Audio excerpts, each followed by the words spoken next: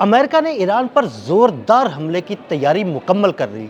तैयाराबरदार बहरी जहाज़ भी खलीज फारिस पहुंचना शुरू हो गए।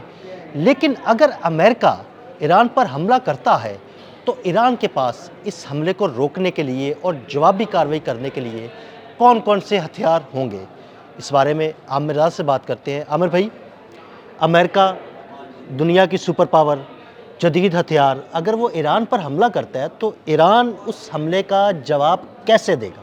देखिए, पहली बात तो ये है कि मैं बारहा ये बात कह चुका कि ईरान वेनेजुएला नहीं है कि आपके हेलीकॉप्टर चंद मरीज जाएंगे और वहाँ के सदर को उठा लेंगे। ईरान ने बाकायदा 8 साल तक आपकी प्रॉक्सी वार जो इराक लड़ रहा था उसके साथ मुकाबला किया हुआ है।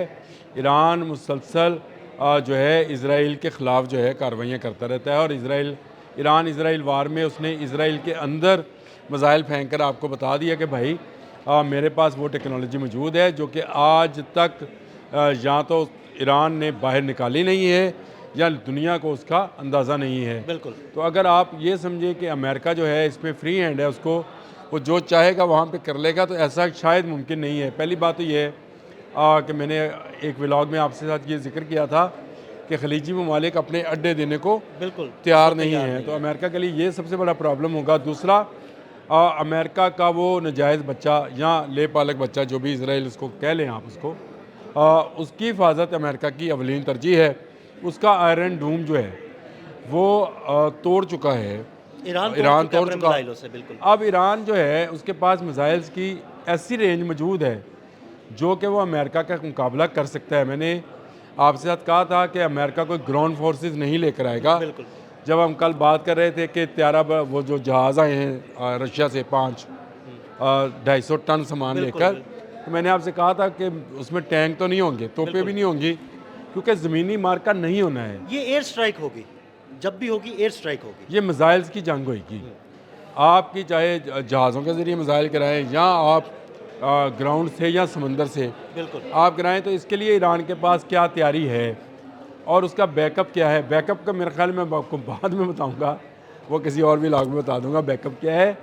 लेकिन इस वक्त जो है अगर इसको हम 3 हिस्सों में तकसीम कर लें तो मैं आपको बता सकता हूँ कि ईरान के पास बैलिस्टिक मिसाइल्स कौन से हैं, क्रूज़ मिसाइल कौन से हैं और एंटी शिप मिसाइल कौन से हैं। ये देखें, ये अहमियत की हामिल बात है एंटी शिप, क्योंकि खलीज फारस में उनका तैयारा बरदार बहरी जहाज एक मौजूद है और एक पहुंचने वाला है। ये मुझे पता था कि आप ये बात ज़रूर करेंगे कि आप सबसे अहम यही है जो सबसे आखिर में बता रहे हैं, लेकिन बताना ज़रूरी है। देखें, बैलिस्टिक मिसाइल्स की जिनकी रेंज आपको भी पता है 1500 से 2500 तक किलोमीटर तक होती है।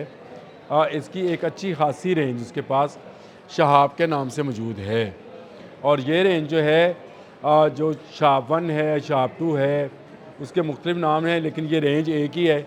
ये बैलिस्टिक मिसाइल्स हैं, ये आजमूदा मिसाइल है जंग में। बिल्कुल। अब आप मुझे पूछेंगे कि आजमूदा क्यों है। आपने सुना था कि इसराइल के ऊपर अल-फतह मिसाइल मारा गया है, बिल्कुल शहाब था। अच्छा, ये सिस्टम था जिससे ये मिसाइल, और इसकी सबसे बड़ी खूबी क्या है, ये जल्द लॉन्च हो जाता है। यानी इसके लिए आपको कोई बड़ी समझे कि एक्सरसाइज की ज़रूरत नहीं है। ये आप समझे कि जब आपने सोचा तो उसके चंद मिनट के बाद आपने इसको लॉन्च कर लिया। तो ये एक ऐसा मिसाइल इनके पास मौजूद है।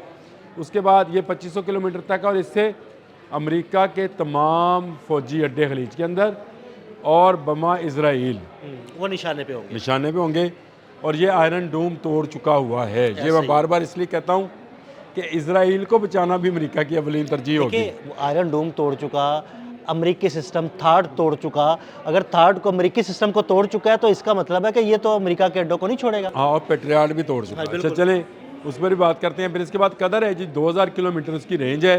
ये भी बैलिस्टिक मिसाइल है और इससे की रेंज भी जो है तमाम अमेरिकी फ़ौजी अड्डे हैं, लेकिन ये शहाब से भी आगे की चीज़ है। यानी आप ये समझे कि उसका लेटेस्ट वर्जन है।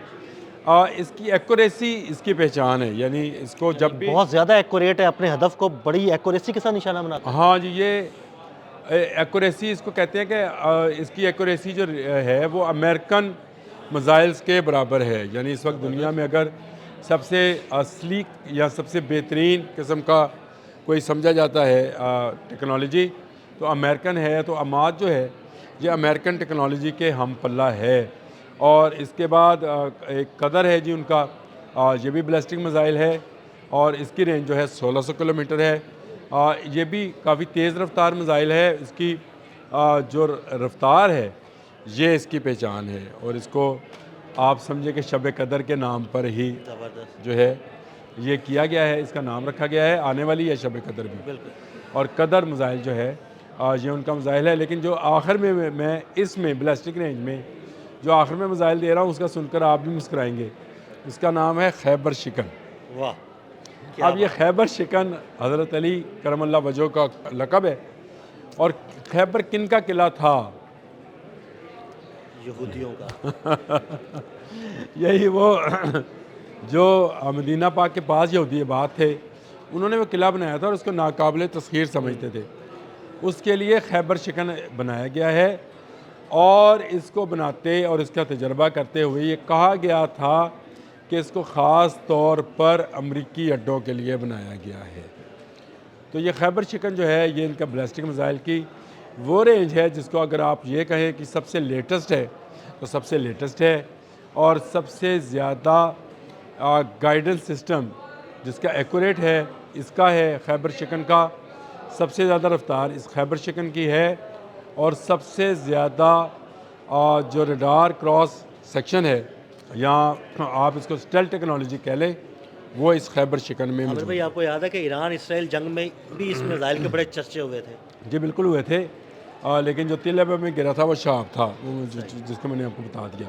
मतलब वो गिराया शहाब था, लेकिन नहीं, इसका चर्चा था। उनको चर्चा दिखाते रहे और वो डरते रहे इससे। ये जो एक मिसाइल खैबर की, आप बिल्कुल सही बात कह रहे हैं, जो कतर की अल अदीद एयरबेस थी ना, उस पर खैबर गया था। सही सही। अब याद है, जो चीज़ें याद हैं वो याद रह जाती हैं, जो नहीं याद आती फिर वो अच्छा चले। ये तो बैलिस्टिक मिसाइल की रेंज थी। इसके बाद क्रूज़ मिसाइल्स की जो रेंज है वो भी अच्छी खासी है। इनके पास सोमार नामी एक जो है क्रूज़ मिसाइल मौजूद है। ये ज़मीन के साथ साथ सफ़र करता है, और ये सेटेलाइट गाइडेड किस्म का मिसाइल है। इसको रिमोट गाइडेड किया जा सकता है, इसका रुख मोड़ा जा सकता है, और ये मिसाइल जो है ये भी अमरीकी अड्डों के लिए ही डिज़ाइन किया हुआ क्रूज़ मिसाइल है।